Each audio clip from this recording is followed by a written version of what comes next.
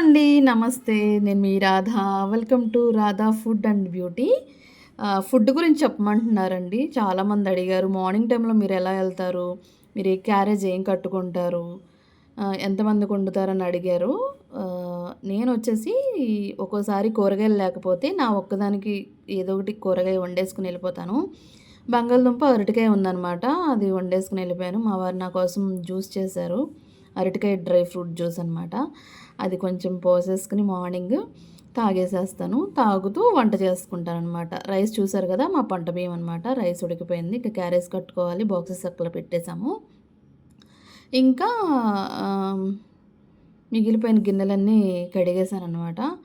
ఇంకా తెలిసిందే కదా! తాలింపులో అన్ని ముక్కలు కోసేసి ఉల్లిపాయలు, పచ్చిమిర్చి, బంగాళదుంప, అరటికాయ అన్నీ చిన్న ముక్కలుగా కట్ చేసేసి వేసేసాను.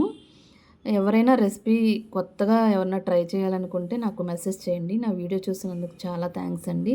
ఎవరైనా సబ్స్క్రైబ్ చేసుకోవాలనుకుంటే సబ్స్క్రైబ్ చేసుకోండి. Thank you so much.